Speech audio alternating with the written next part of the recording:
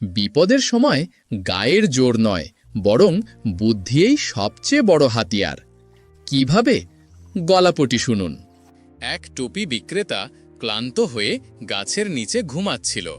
ঘুম ভেঙে সে দেখল তার ঝুড়ির সব টুপি গায়েব। তাকিয়ে দেখে গাছের ডালের বানররা টুপিগুলো মাথায় দিয়ে বসে আছে।